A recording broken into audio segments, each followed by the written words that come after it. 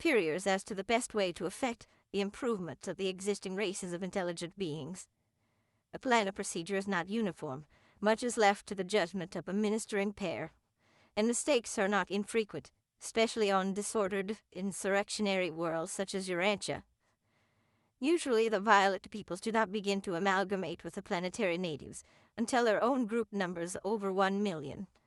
But in the meantime, the staff of the planetary prince proclaims that the children of the gods have come down, as it were, to be one with the races of men, and the people eagerly look forward to the day when announcement will be made that those who have qualified as belonging to the superior racial strains may proceed to the Garden of Eden, and be there chosen by the sons and daughters of Adam as the evolutionary fathers and mothers of the new and blended order of mankind.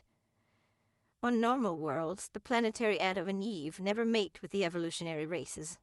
This work of biologic betterment is a function of the Adamic progeny, but these Adamites do not go out among the races. The prince's staff bring to the Garden of Eden the superior men and women for voluntary mating with the Adamic offspring. And on most worlds it is considered the highest honor to be selected as a candidate for mating with the sons and daughters of the garden. For the first time, the racial wars and other tribal struggles are diminished, while the world races increasingly strive to qualify for recognition and admission to the garden. You can at best have but a very meager idea of how this competitive struggle comes to occupy the center of all activities on a normal planet. This whole scheme of race improvement was early wrecked on Urantia. The violet race is a monogamous people, and every evolutionary man or woman uniting with the Adamic sons and daughters pledges not to take other mates and to instruct his or her children in single-matedness. The children of each of these unions are educated and trained in the schools of the planetary prince, and then are permitted to go forth to the race of their evolutionary parent, there to marry among the selected groups of superior mortals. When this strain of the material sons is added to the evolving races of the worlds, a new and greater era of evolutionary progress is initiated. Following this procreative outpouring of imported ability and super-revolutionary traits, there ensues a succession of rapid strides in civilization and racial development. In 100,000 years, more progress is made than in 1,000,000 years of former struggle. In your world, even in the face of the miscarriage of the ordained plans, great progress has been made since the gift to your peoples of Adam's life plasm. But while the pure-line children of the planetary Garden of Eden can bestow themselves upon the superior members of the evolutionary races and thereby upstep the biologic level of mankind, it would not prove beneficial for the higher strains of Urantia mortals to mate with the lower races. Such an unwise procedure would jeopardize all civilization on your world. Having failed to achieve race harmonization by the Adamic technique, you must now work out your planetary problem of race improvement by other and largely human methods of adaptation and control. 6. The Edenic regime. On most of the inhabited worlds, the Gardens of Eden remain as superb cultural centers and continue to function as the social patterns of planetary conduct and usage age after age. Even in early times when the violet peoples are relatively segregated, their schools receive suitable candidates from among the world races, while the industrial developments of the garden open up new channels of commercial intercourse. Thus do the Adams and Eves and their progeny contribute to the sudden expansion of culture and to the rapid improvement of the evolutionary races of their worlds. And all of these relationships are augmented and sealed by the amalgamation of the evolutionary races and the sons of Adam, resulting in the immediate upstepping of biologic status, quickening of intellectual potential, and the enhancement of spiritual receptivity. On normal worlds, the garden headquarters of the violet race becomes the second center of world culture, and jointly with the headquarters city of the planetary prince, sets the pace for the development of civilization. For centuries, the city headquarters schools of the planetary prince and the garden schools of Adam and Eve are contemporary. They are usually not very far apart, and they work together in harmonious cooperation.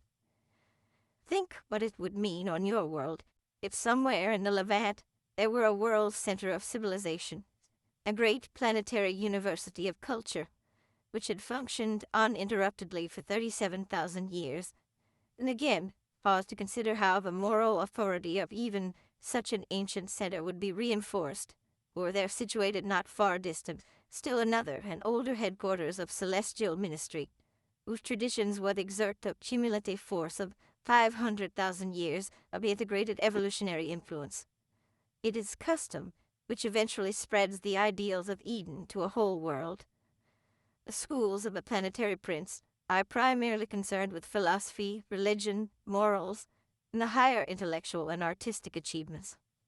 The garden schools of Adam and Eve are usually devoted to practical arts, fundamental intellectual training, social culture, economic development, trade relations, physical efficiency, and civil government. Eventually, these world centers amalgamate, but this actual affiliation sometimes does not occur until the times of the first magisterial sun.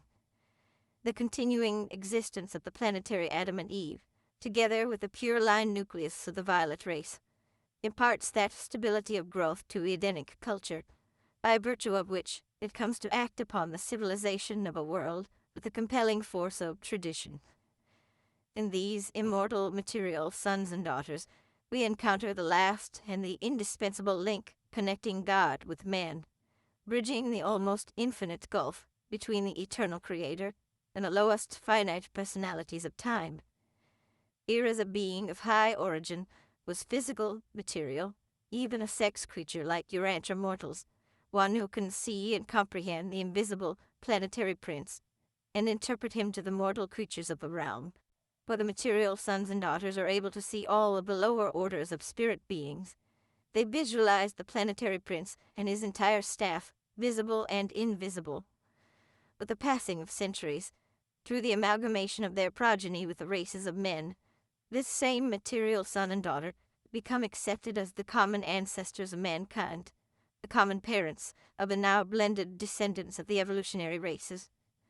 It is intended that mortals who start out from an inhabited world have the experience of recognizing 7 fathers. 1. The biologic father, the father in the flesh. 2. The father of the realm, the planetary Adam. 3. The father of the spheres, the system Soplan. 4. The Most High Father, the constellation Father. 5. The Universe Father, the Creator Son and Supreme Ruler of the local creations. 6. The Super Fathers, the Ancients of Days who govern the super universe. 7.